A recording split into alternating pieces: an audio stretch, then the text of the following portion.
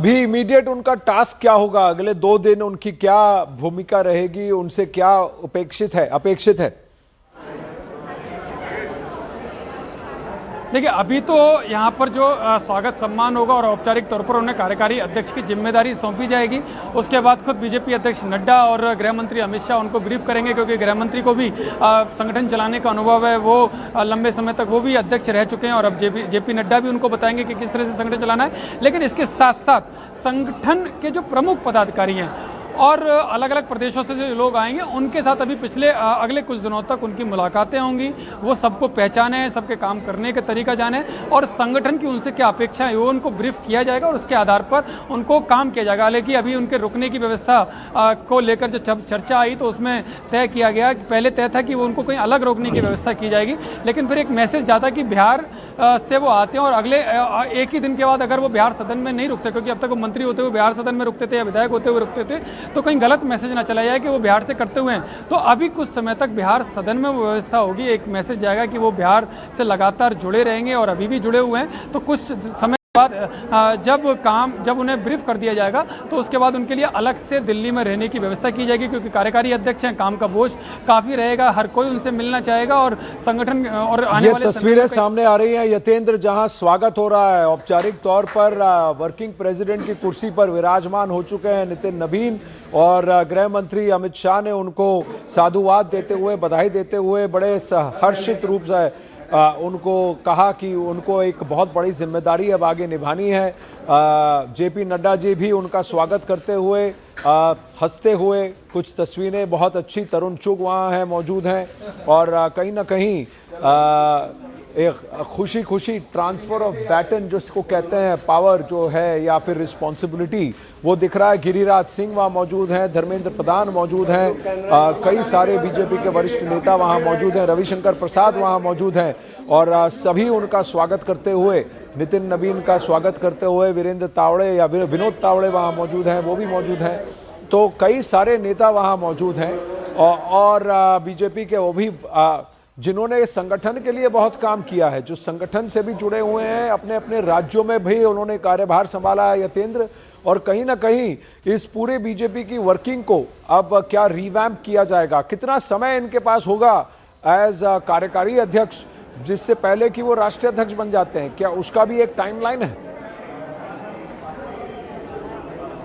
देखिए, बिल्कुल, क्योंकि अभी वो कार्यकारी अध्यक्ष बने और राष्ट्रीय अध्यक्ष बनने के लिए एक चुनावी प्रोसेस शुरू होगा, क्योंकि संगठन का चुनाव चल रहा है और ऐसे में कोई भी जिम्मेदारी मिलेगी तो वो चुनाव के तहत ही मिलेगी। आपने जिलाध्यक्षों का चुनाव देखा होगा, मंडल अध्यक्षों का देखा होगा, अब प्रदेश अध्यक्षों का चुनाव भी हुआ है। 2 दिन पहले ही उत्तर प्रदेश के प्रदेश अध्यक्ष का चुनाव हुआ, तो प्रोसेस आपने देखा होगा, बाकायदा नोटिफिकेशन जारी होता है, नामांकन की डेट, नामांकन वापसी का समय तय किया जाता है और उसके बाद वो अपनी जिम्मेदारी जब उनको मिलती है चुनाव में जीतने के बाद, तब उसके बाद वो जिम्मेदारी लेते हैं। ऐसे ही राष्ट्रीय अध्यक्ष का भी चुनाव होगा, क्योंकि अभी खरमास चल रहा है और खरमास का समय बीजेपी में माना जाता है कि ये समय शुभ नहीं होता है और ऐसे में शुभ समय का इंतजार किया जाता है, क्योंकि कल से खरमास शुरू हो जाएगा। तो ऐसे में शुभ समय का इंतजार किया जाएगा। शुभ समय यानी कि मकर संक्रांति 14 जनवरी के बाद वो समय आएगा, यानी कि जब वो मकर संक्रांति आएगी तो उसके बाद नोटिफिकेशन जारी होगा राष्ट्रीय अध्यक्ष के चुनाव का।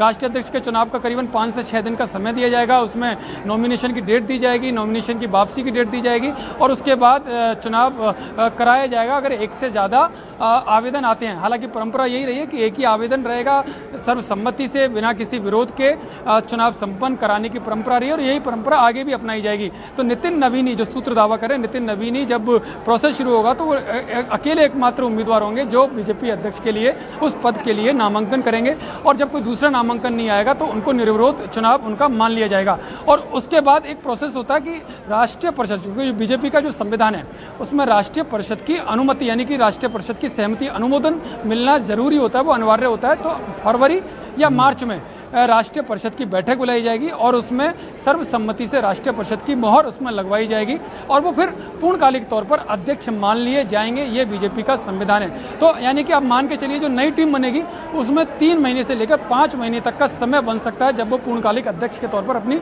कमान संभालेंगे। जी यतेंद्र, लेकिन कहीं ना कहीं ये कांग्रेस की तरफ से भी टिप्पणी की गई है, ये क्रिटिसिज्म है कि आप सिलेक्शन के बाद इलेक्शन करा रहे हैं। आपने कार्यकारी अध्यक्ष घोषित कर दिया, अब कहीं ना कहीं आगे जाकर के इन्हीं को राष्ट्रीय अध्यक्ष बनना है, तो आपने पहले सेलेक्ट किया और फिर इलेक्शन की प्रक्रिया क्यों कर रहे हैं? देखिए, इसमें भी आप सिलेक्शन के आप देखेंगे तो पार्लियामेंट्री बोर्ड का इसमें मोहर लगती है। पार्लियामेंट्री बोर्ड हमेशा जब भी बड़े कदम या बड़े फैसले लेने होते हैं तो कोई एक व्यक्ति नहीं लेता।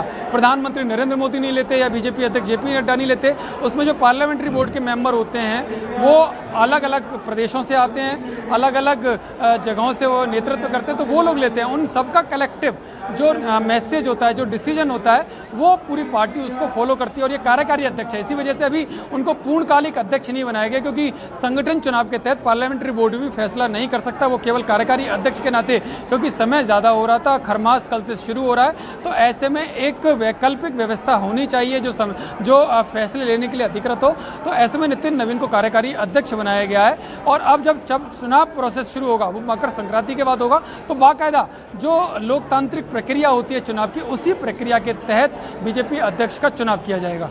जी, तो आप ये कह रहे हैं कि देखिए, पार्लियामेंट्री बोर्ड की सहमति हुई है, किसी एक व्यक्ति का चयन नहीं है नितिन नवीन, और इनको भी अपने काम को दिखाना होगा। और अगर कोई और उम्मीदवार सामने आता है, प्रत्यक्ष आता है, तो हर स्टेट की तरफ से एक प्रक्रिया होगी और उस प्रक्रिया के तहत हो भी सकता है कि नितिन नवीन ही चुने जाएं। लेकिन कहीं ना कहीं क्या एक मैसेज बिहार की जनता को भी गया है कि उनका हार्दिक धन्यवाद कि इस तरीके का मैंडेट जो दिया है, हिस्टोरिक मैंडेट, इसीलिए बिहार से ही कोई होगा जो अब भाजपा का नेतृत्व अगले कुछ सालों के लिए करेगा? यतेंद्र, ये एक बहुत बड़ा मैसेजिंग है उनको, उनके लिए, उस जनता के लिए और उस राज्य के लिए जिसने एक ऐसा मैंडेट दिया है जिसकी वजह से अब 2024 का जो सेटबैक था वो भुला गया है लोगों को।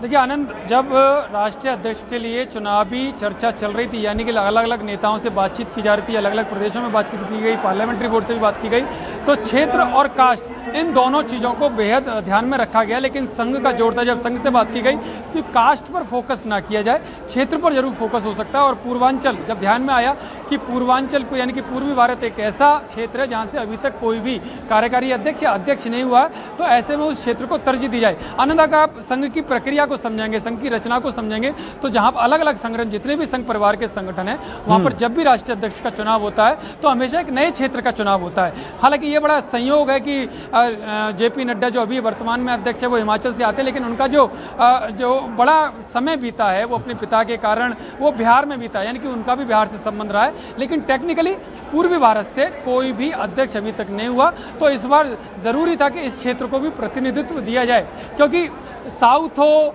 या उत्तर भारत हो या पश्चिम भारत हो, यहाँ से लगातार कोई ना कोई अध्यक्ष होता रहा है। तो ऐसे में पूर्वी भारत जो छूट रहा था उसको इस बार तरजीह दी गई। और संघ परिवार की आप रचना देखेंगे, हर संगठन को देखेंगे, तो हर बार नए क्षेत्र से ही अध्यक्ष चुना जाता है। कास्ट पर इतना फोकस नहीं किया जाता, जो संघ का जो हमेशा से शुरू से जो प्रक्रिया रही है, जो प्रोसेस रहा है, और वो उसी में इस बार इसको उसी को फॉलो किया गया है। जी, एक आप जहाँ खड़े हैं वहाँ तो मीडिया ब्रीफिंग होती है, प्रेस ब्रीफिंग होती है। यतेंद्र, तैयारी है क्या उनको वहां पर लाया जाएगा? क्या एक प्रेस वार्ता होने वाली है? मीडिया के समक्ष क्या उन्हें प्रस्तुत किया जाएगा? क्या अमित शाह बोलेंगे, जेपी नड्डा बोलेंगे और नितिन नवीन भी क्या वहां पर मीडिया को, प्रेस को संबोधित करेंगे? देखिए, बिल्कुल ये मल्टीपर्पज़ हॉल है। हालांकि जो प्रेस कॉन्फ्रेंस हॉल है वो दूसरा है, लेकिन जब भी बड़ा आयोजन होता है, अभी बड़ी गैदरिंग का कार्यक्रम होता है, तब इस मल्टीपर्पज़ हॉल को बड़ी मीटिंग्स के लिए यूज़ किया जाता है। ये जो तस्वीरें आप देख सकते हैं कि ये दो चेयर लगाई गई हैं, जहाँ पे बीजेपी अध्यक्ष नड्डा और कार्यकारी अध्यक्ष के तौर पर नितिन नवीन अपना कार्यभार संभालेंगे, उनको वो कार्यभार सौंपेंगे। लेकिन पूरी तरह से कार्यभार नहीं सौंपा जाएगा, क्योंकि टेक्निकली बीजेपी अध्यक्ष नड्डा ही बने रहेंगे जब तक चुनावी प्रोसेस शुरू नहीं होता। जहां तक उनके बोलने की बात है, तो डाइस जरूर तैयार है।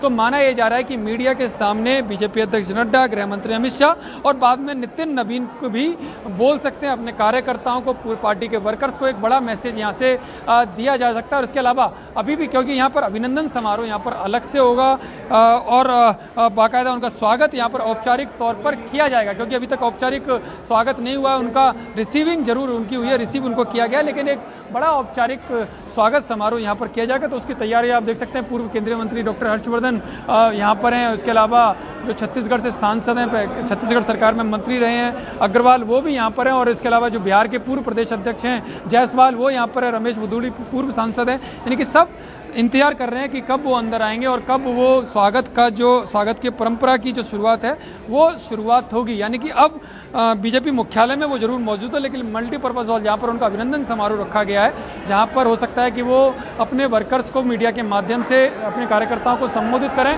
वो भी आ सकते हैं। आप देख सकते हैं तस्वीरें नितिन नवीन विनोद तावड़े के साथ आ चुके हैं। आप देख सकते हैं नितिन नवीन सामने आ चुके हैं।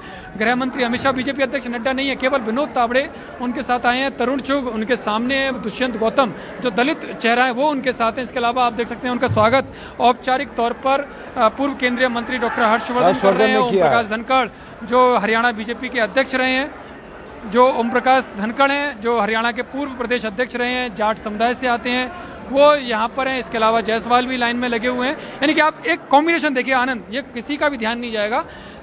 आप देखिए अलग अलग जाति से, अलग अलग क्षेत्र से ये लोग हैं जो चेहरे उनका स्वागत कर रहे हैं। यानी कि एक बड़ा मैसेज यहाँ पर भी इन चेहरों के माध्यम से दिया जा रहा है। क्योंकि आप एयरपोर्ट पर भी देखेंगे जब उनकी गाड़ी में आए तो दुष्यंत गौतम जो दलित चेहरा थे, इसके अलावा बाकी अलग अलग कास्ट के लोग, बड़ा योजनाबद्ध तरीके से, बड़ा प्लानिंग तरीके से ये मैनेज किया जाता है। पूरा माहौल बनाया जाता है कि एक बड़ा मैसेज है कि हर क्षेत्र का, हर जाति का नेता नितिन नवीन को, यानी कि बीजेपी के जो नए अध्यक्ष, कार्यकारी अध्यक्ष हैं, उनको स्वागत दे रहा है। कहीं भी किसी भी तरह का कोई गलत संदेश ना जाए, उसका विशेष तौर पर ध्यान रखा जा रहा है। आप देख सकते हैं डॉक्टर राकेश मिश्रा हैं जो विद्यार्थी परिषद से जुड़े रहे, अभी बीजेपी में। राजेश चौधरी आप देखिए मथुरा से विधायक हैं, जाट समुदाय से आते हैं, वो यहाँ पर मौजूद। यानी कि एक एक करके सभी कार्यकर्ता उनका सम्मान पुष्पगुच्छ देकर, उनके बुके देकर उनका स्वागत कर रहे हैं। और नितिन नवीन सभी से मिल रहे हैं, सभी का परिचय, तरुण चुग जो राष्ट्रीय महामंत्री हैं वो उनका परिचय उनसे करा रहे हैं। आप देखिए लगातार लंबी लाइन है, लंबी क्यू है, जिसमें प्रवक्ता भी हैं, जिसमें जो राष्ट्रीय स्तर के पदाधिकारी भी हैं, जिसमें दिल्ली प्रदेश के अलग अलग प्रदेशों के पदाधिकारी हैं, वो लगातार उनका सम्मान कर रहे हैं। अब रमेश बुदूड़ी आप देखें कि उनका सम्मान किया। और अब जो आर.के. पुरम से विधायक हैं अनिल शर्मा, वो उनका विधायक कर रहे हैं।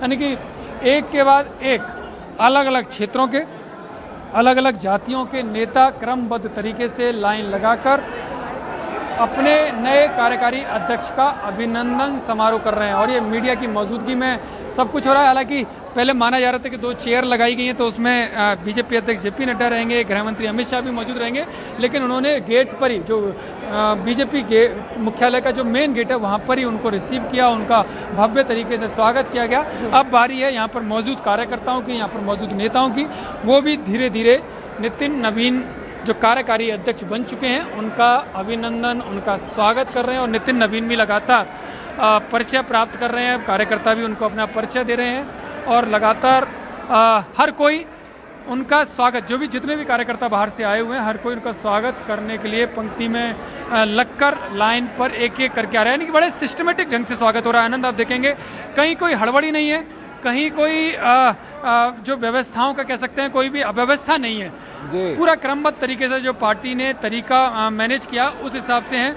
केंद्रीय गृह राज्य मंत्री नित्यानंद राय भी उनके स्वागत के लिए आप देख सकते हैं लाइन में लगे हुए हैं और वो भी लाइन में लगकर ही स्वागत करते हुए नजर आ रहे हैं खुद, क्योंकि वो भी खुद भी बिहार से हैं और बिहार का नेता कार्यकारी अध्यक्ष बन गया, तो ये उनके लिए भी गौरव की बात है। लगातार कार्यकर्ताओं की लंबी लाइन है, एक एक करके सब स्वागत कर रहे हैं, पुष्पगुच्छ दे रहे हैं। अब नित्यानंद राय भी अपनी बारी के क्रम में वहाँ पर पहुँच गए और अब देख सकते हैं उनको भगवान गणेश जी की प्रतिमा देकर उनका सम्मान कर रहे हैं कि भगवान गणेश को वैसे भी विघ्नहरण माना जाता है, यानी कि संकटों से दूर करने वाला। तो नित्यानंद राय ने यही मैसेज भगवान गणेश जी की मूर्ति देकर, पीतल की मूर्ति है वो देकर एक मैसेज दिया है कि नितिन नवीन पार्टी के सामने जितने भी संकट आएंगे उनको हरने का काम करेंगे। BL संतोष जो राष्ट्रीय संगठन मंत्री हैं वो भी आपको पीछे तस्वीरों में दिखाई दे रहे होंगे, जो पूरी व्यवस्थाओं का जायजा ले रहे हैं और वो भी अब आप देख सकते हैं कि वो बीच बीच में निर्देश भी देते हुए दिखाई दे रहे हैं। यानी कि जो परंपरा के अनुसार जो अभिनंदन समारोह चल रहा है, नितिन नवीन जो राष्ट्रीय कार्यकारी अध्यक्ष चुने गए हैं उनका लगातार अभिनंदन स्वागत समारोह, कोई पटके पहनाकर कर रहा है तो कोई पुष्प कुछ देकर कर रहा है। लेकिन इसमें एक खास बात और है आनंद, जो नेता सांसद मंत्री या प्रदेश अध्यक्ष या पूर्व प्रदेश अध्यक्ष रहे हैं वो तो कर ही रहे हैं, लेकिन आम कार्यकर्ता भी इस लाइन में है, यानी कि कहीं कोई किसी भी तरह का भेदभाव नहीं है। आम कार्यकर्ता भी यहाँ पर उनको बधाई देते हुए आ रहे हैं, वो भी उनको भी किसी को रोका टोका नहीं जा रहा है। महिलाएं भी बड़ी संख्या में उनके स्वागत के लिए यहाँ पर हैं और सुबह से ही कार्यकर्ताओं का हुजूम हजारों की संख्या में बीजेपी मुख्यालय में जुटना शुरू हो गया था। हालांकि उनकी जो फ्लाइट थी वो फॉग की वजह से काफ़ी लेट हुई, लेकिन फिर भी कार्यकर्ताओं का हुजूम कम नहीं हुआ। आप देख सकते हैं लगातार महिलाएं जो सुबह से थी वो भी उनसे बातचीत कर रही हैं, अपना परिचय दे रही हैं और उनका स्वागत कर रही हैं। और एक बड़ा मैसेज यहाँ पर बीजेपी ने दिया ही है कि आम कार्यकर्ता भी राष्ट्रीय अध्यक्ष कार्यकारी अध्यक्ष तक पहुँच सकता है, और पहले भी दिया, चाहे वो जेपी नड्डा हों, चाहे वो अमित शाह हों, चाहे वो राजनाथ सिंह हों, चाहे वो नितिन गडकरी हों, ये सब आम कार्यकर्ता यानी कि छोटे पद से उठकर ही राष्ट्रीय अध्यक्ष के पद तक